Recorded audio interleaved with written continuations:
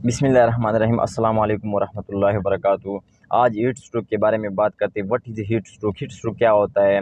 Heat stress भी कहते हैं, हीट स्ट्रोक भी कहते हैं, हुल्ला भी कहते हैं, धूप लगने को भी ये इसको भी कहते हैं, गर्मी लगने को भी ये कहते हैं, सीजनल डिजीज़ को इसको भी कहते हैं। मतलब कि ये बीमारी सिर्फ सीजनल में आता है, गर्मियों में आता है। जब टेम्परेचर हद से ज़्यादा बढ़ जाए, जब वो जो जानवर का जो टेम्परेचर होता है या जो माहौल का टेम्परेचर होता है, अगर कोई जानवर टेम्परेचर बर्दाश्त ना करे तो उनको जो ना ये क्या होता है, हीट स्ट्रोक हो जाता है। अच्छा, मैं आप लोगों को अलामत बताऊंगा कि हीट स्ट्रोक में जानवर की पर क्या कौन सी अलामत है, वो आपको जो ना पता चल जाएगा कि इनको हीट स्ट्रोक हो गई है। सबसे तो पहले ये ज़रूरी है कि जब टेम्परेचर इंसानों को भी होता है, जानवरों को भी होता है, ये दोनों को भी होता है, ऐसा नहीं है कि जानवर को। लेकिन बात सिर्फ फ़र्क ये है इसमें कि जानवर का जो इंसानों का जो टेम्परेचर होता है वो खुद मेंटेन करता है। अगर उनको इंसानों को गर्मी लग जाती है तो वो अपने लिए पंखा भी लगाता है, एसी भी लगाता है, इसी तरह कंडीशन भी लगाता है। या गाड़ी में मैं जो ना अभी एसी लगा चुका हूँ, गाड़ी में अभी बैठा हूँ, आप लोग देखते हैं कि ये देखो गाड़ी में एसी लग चुके हैं। बट ये कि वो खुद मैं मेंटेन करता हूँ कि मेरे जो टेम्परेचर है वो बढ़ चुका है। अभी अभी तकरीबन कम से कम ये जो टाइम है वो अभी सुबह 8 बजे है कि फिर भी मैंने एसी लगाई है। लेकिन जानवर का जो मसला होता है वो अलग होता है। वो को उनको हमें वो प्रॉपर माहौल मुहैया नहीं कर सकते हैं कि उनको हम प्रॉपर तरीके से एसी लगाए या कोई एयर कंडीशन या मतलब इसी तरह पंखे लगाए। अलबत्ता जो कंट्रोल शेड में होता है, जो फॉरेन कंट्री में होता है, उनका एक अलग सिस्टम होता है। उनके लिए बिल्कुल टेम्परेचर एक नॉर्मल सिस्टम पे लगाए, ऑटोमेटिक सिस्टम होता है कि उनका उनसे ना टेम्परेचर बढ़ता है ना नीचे होता है, उनका नॉर्मल टेम्परेचर होता है। सबसे पहले ये ज़रूरी है कि आपने हीट स्ट्रोक क्या होता है, जानवरों पे किस तरीके से ये असर करता है, इनको इनकी जो प्रोडक्शन लाइफ होती है, इनकी जो प्रोडक्शन ज़िंदगी होती है, वो किसी तरह मुतासर करती है, और जानवर इससे कितना जो ना इनको जानवर को कितना नुकसान देते हैं।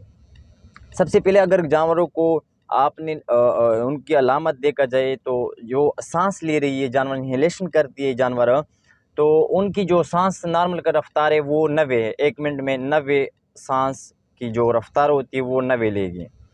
जब अगर ये 100 तक बढ़ जाए तो उनको गर्मी गर्मी लग रही है, गर्मी लग रही है। अगर वो उनका जो इनहेलेशन है, जो सांस लेने की रफ्तार है 1 मिनट में, अगर वो 110 तक हो जाए तो इनको 110 या 115 तक तो इनको गर्मी लग चुकी है।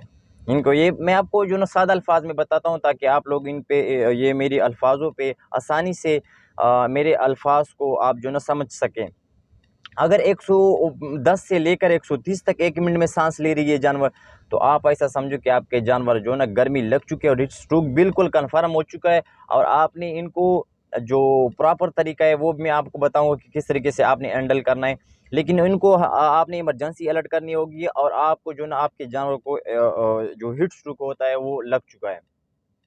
तो उनका जब टेम्परेचर होता है, वो एक जानवर का आम जानवर का जो गाय होता है, वो उनका जो टेम्परेचर होता है 101.5 फ़ारेनहाइट जो टेम्परेचर होता है उनका, ये होता है नॉर्मल। लेकिन अगर इनका जो गर्मियों में होता है वो बढ़ जाता है, वो 110 तक, 108 तक, 109 तक, 107 तक बढ़ जाता है। हालांकि ये टेम्परेचर हाई, इतना इतना टेम्परेचर है, काफ़ी टेम्परेचर है कि आप सोच भी नहीं कर सकते। अगर ये बैक्टीरिया डिजीज़ में इसका 107 तक टेम्परेचर चला जाता है तो हम जो डॉक्टर होते हैं इनको जो ना ये सोच भी नहीं कर सकते कि यार ये इसको कितना हद तक टेम्परेचर बढ़ चुका है।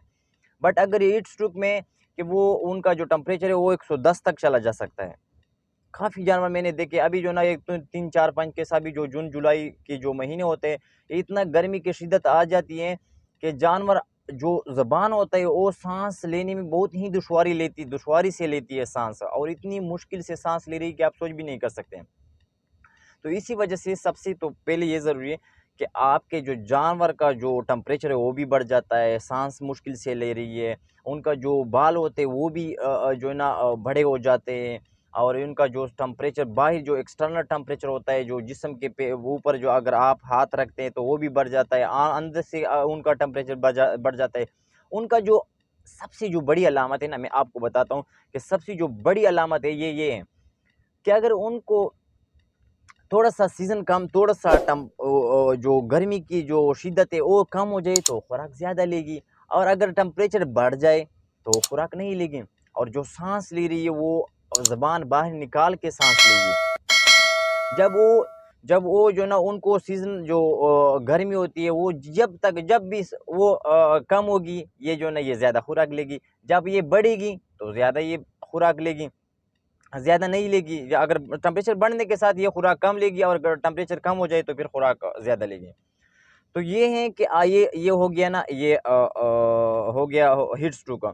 इसी तरह अगर बैक्टीरिया डिजीज़ है उनमें भी टेम्परेचर होता है, उनमें भी इसी तरह होता है, उनमें भी इसी तरह होता है। लेकिन सबसे जो बड़ी इम्पोर्टेंट बात है वो ये है कि जो बैक्टीरिया डिजीज़ होती है वो टेम्परेचर के साथ इनका ताल्लुक नहीं है।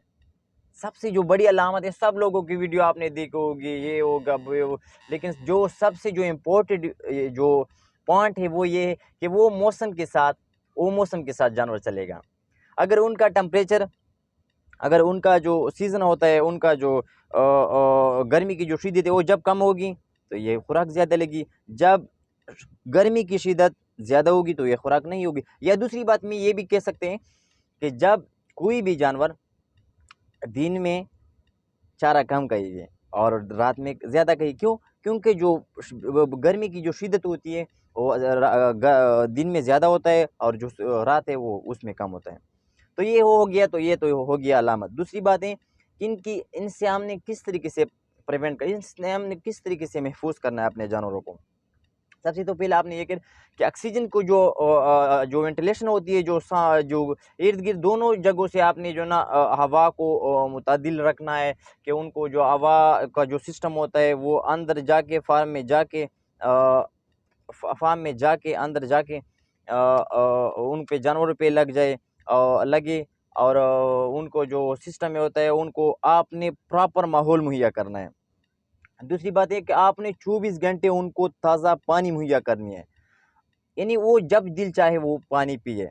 ये देखिए ना, अगर आप अपने जानवरों से प्रोडक्शन लेना चाहे या आप अपनी जानवरों से पैदावार लेना चाहते हैं तो आप उनको जो सबसे जो इम्पोर्टेंट चीज़ है, हर चीज़ में, हर जो फीड है, वंडा है, फीड है, ट्रीटमेंट है, या जो प्रॉपर कैल्शियम आप आयरन सेलेनियम कोबाल्ट फास्फोरस पे आप दे रहे हो, कोई भी चीज़ इतनी इम्पोर्टेंट नहीं जब जितना भी जानवरों को ताज़ा या पानी आप जो ना 24 घंटे मुहैया करें। तो यह सबसे बेहतरीन चीज़ ये है कि आपने 24 घंटे उनको पानी मुहैया करें। दूसरी बात ये है कि आप उनको जो पानी के साथ-साथ आपने ये करनी है कि आपने पानी के साथ-साथ आपने ग्लूकोज़ भी देनी होगी। ग्लूकोज़ आप नहीं दे सकते तो आप लेमन के जो घरेलू जो नुस्खा होता है, जो घरेलू होता है, घरेलू में जो लेमन होता है, जो नींबू होता है, वो आप यूज़ कर सकते हैं। इनको आप 10-10 नींबू सुबह-शाम आप दे सकते हैं। इसी तरह आप जो है ना विटामिन सी जो लेमन भी दे सकते हैं। दूसरी बात है जो विटामिन सी है, बड़ी जो मैं आपको जो ट्रीटमेंट बताता हूँ इंशाल्लाह आप एक दफ़ा यूज़ कर लें। अगर आपके जानवर ठीक ना हो जाए तो मेरे पास आ जाए, इंशाल्लाह मैं आप लोगों को जुर्माना भी दूँगा। ऐसी ऐसी जो ट्रीटमेंट बताता हूँ कि लोग हैरान हो जाएँगे कि यार किसने आपको ये चीज़ बताई है और ये क्या लोग आपने आपको जो ना किसने ये ट्रीटमेंट बताई। ये लेमन भी आप दे सकते हैं, जो मेहंदी है वो भी लोग देसी नुस्खे में दे सकते हैं, लेकिन मैं मेहंदी की जो ना तरफ नहीं करता हूँ।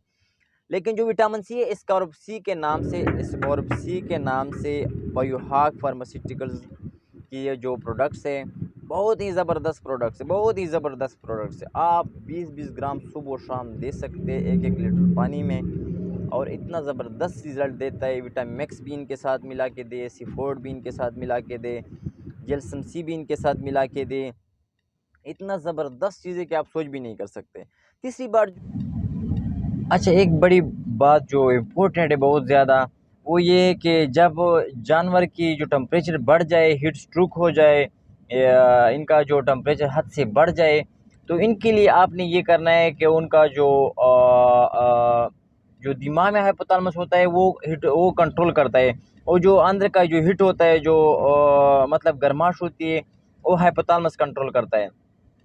तो जब ये जानवर को हीट स्ट्रोक हो जाता है तो आपने क्या करना है, आपने ये करना है कि आपने उनका जिस्म ठंडा करना है। जिस्म किस तरीके से ठंडा किया जा सकता है, आपने उनको प्रॉपर तरीके से सबसे पहले थोड़ा सा पानी डालिए, सर पे डालिए, फिर जो ना आहिस्ता-आहिस्ता सारे जिस्म पे डालिए।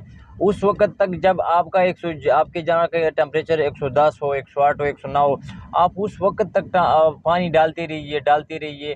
जब उनको या आप जो ना बाल्टी में जो इसी तरह कपड़ा हो, वो आप जो ना उनको गीला करके सारे जिस्म पे मारिए, सर पे मारिए, ताकि उनका जो टेम्परेचर होता है वो ठंडा हो जाए।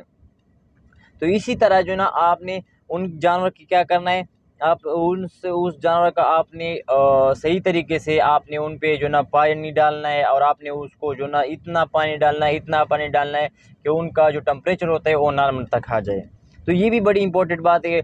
आप उस जो ना इससे भी आप जो ना काफ़ी हद तक इनका जो टेम्परेचर होता है, इनका जो हीट स्ट्रोक होता है वो कंट्रोल कर सकते हैं। लेकिन जो सबसे बड़ी इंपॉर्टेंट बात है वो ये, अगर आपकी जानवर हीट स्ट्रोक की वजह से लेट जाती है या गिर जाती है, या मतलब वो जो ना नीचे बैठ जाती है, तो बिल्कुल आप ऐसा सोचिए कि फिर ये कभी मत सोचना कि ये उठ जाएगी, क्योंकि हीट स्ट्रोक की वजह से वो सारा सिस्टम डैमेज हो जाता है, जो वो जो ब्रेन का होता है, या जो सिस्टम स्पाइनल कार्ड का होता है, या जो अंदर का जो सिस्टम होता है वो बिल्कुल ख़राब हो जाता है, और वो स्टैंड होने की, जो खड़े होने की काबिल नहीं होती। फिर जो ना आपने उनको स्लाटर करना है, आपने उनको वेस्ट करना है, आपने उनको ख़त्म करना है। तो इसी वजह से सबसे पहले जो ना ये ज़रूरी है कि अपने जानवरों का ख्याल रखिए, बहुत एहतियात के साथ अपने जानवरों का ख्याल रखिए, अपने पैसों इकोनॉमिक्स का भी ख्याल रखिए, ताकि आप अपने जो ना जानवर और अपनी ज़िंदगी आसानी से गुजार सके। Thank you for watching. और जो है उनको जो खुराक का जो प्रोटोकॉल होता है, उनका जो खुराक का तरीक़ाकार होता है, वो आपने चेंज करना है। कैसे चेंज करना है? आप अगर उनको अंडा दें, आप अगर उनको कोई और भी गर्म चीज़ें दें, तो आप उनको थोड़ा-सा कम कर लें। जो और जो इम्पोर्टेंट चीज़, आप उनको सब्ज़ चारा ज़्यादा दें, ग्रीनरी ज़्यादा दें। क्यों? क्योंकि उनके साथ जो मेटाबॉलिक सिस्टम होता है वो बहुत जल्द जो है ना, इनका जो सिस्टम होता है वो जल्द हज़म हो जाता है। तो उनसे आपके जानवर का जो मेटाबॉलिक सिस्टम होता है, या उनके जो आपका जो जानवर का सिस्टम होता है वो आसानी से उन पे जो एनर्जी है वो ज़्यादा खर्च नहीं करता है, उन पे जो एनर्जी है वो ज़्यादा सर्फ नहीं करता, और वो आसानी से उनका मेटाबॉलिक सिस्टम चलता है। तो वो फिर क्या होता है, जानवरों को मतलब एनर्जी खर्च नहीं होता, और वो गर्मी नहीं करता। जो चौथी जो बात है, जो इम्पोर्टेंट, बहुत ज़्यादा इम्पोर्टेंट, कि आपने उनको सही तरह से पंखे लगाने हैं। को लोग कहते हैं 8 लाख पे, 10 लाख पे, 15 लाख पे, तकरीबन इसी तरह के जो फॉरेन कंट्री के जो इम्पोर्टेड गाय होते हैं, एचएफ का तो गर्मियों में खामखा लाज़मी गर्मी होगी। ये बात हमेशा के लिए याद रखना है। जब टेम्परेचर 40 से बढ़ेगी, तो इनको जो है ना इनको गर्मी ज़रूर लगेगी। आप ऐसा सोच भी मत करना कि इनको गर्मी नहीं लगे, गर्मी लगेगी। इम्पोर्टेड काउस की जो प्योर इम्पोर्टेड होते हैं, उनको जो है ना गर्मी लगेगी, बट आपने ये करना है कि उनको आपने किस तरीके से ख्याल करना है, बस ये ज़रूरी है। देखिए ना, कि आप अपने लिए क्या कैसे माहौल कैसे मुहैया जो ना, आप कैसे तरीके से अपना अपने लिए माहौल माँगते हैं, तो उनको आप उस तरीके से आप माहौल दें। आसानी से बात आ गई है। आप लोग कहते हैं कि हम किस तरीके से उनको प्रॉपर तरीके से माहौल मुहैया करें, ये करें। नहीं, वो देखिए ना, कि ये जब आप जिस तरीके से आप अपने लिए माहौल मुहैया करना चाहते हैं, उस तरीके से अपने काउस को, अपने जानवरों को भी उस तरह से माहौल मुहैया करें। बस आसानी से बात हो गई है। इसमें जो ना कोई ऐसी बड़ी बात नहीं है, वो नहीं है ये कि आप ये कर ले, वो कर, जब जो भी आप अपने लिए माहौल मुहैया करना चाहते हैं, उस तरीके से आप उनको जानवरों को भी मुहैया करें। लेकिन जो दूसरी बात है, ये इम्पोर्टेंट का होता है, उनको आप जैसा चाहे या ना चाहे, उनको आपने प्रॉपर माहौल मुहैया करना है। किस तरीके से? आपने उनको एग्ज़ॉस्ट भी, सबसे तो पहले जो ज़रूरी है वो एग्ज़ॉस्ट लगानी होगी। अगर एसी है तो एसी है तो फिर एग्ज़ॉस्ट की ज़रूरत नहीं है। दूसरी बात है, आप उनको जो क्या होता है, वो जो एयर कूलर होता है वो भी आपने लगाना होगा, पंखे भी लगाने होते हैं। इस तरह प्रॉपर जानवरों को जब भी प्रॉपर माहौल मुहैया ना करें, उस वक़्त आप उनसे प्रोडक्शन भी नहीं लेते हैं, नहीं ले सकते। तो इसी वजह से आपको चाहिए अपने जानवरों को ख्याल रखिए। और ये जो हीट स्ट्रोक है, आप अपने जो शेड होता है उनके में आप जो ना सन से जो सूरज से होता है, सूरज के जो डायरेक्ट जो रोशनी होती है, वो आप जो ना फार्म से उनसे जो जानवर महफूज कर लें। जो हीट स्ट्रोक होता है वो गर्मी की वजह से होता है, वो सन राइजिंग जो होता है वो उनकी वजह से होता है। वो ऊपर ना शाइन जो चमक होता है जो सूरज की, वजह से ये वजह से जानवर हिट आ जाता है, या गर्मी के ज़्यादा लगने की वजह से ये मसला बन जाता है। तो उम्मीद है कि मेरी वीडियो आप लोगों को पसंद आई होगी। अगर आप लोगों को पसंद आई है, तो आप लोग मुझे कमेंट्स में बता सकते हैं, और दूसरी बात है कि आप लोग अपने दूसरों दूसरों भाइयों के साथ शेयर कर लें, ताकि मेरे हौसला अफजाई हो जाए और मैं अपना ये काम जारी रख सकूँ। Thank you for watching.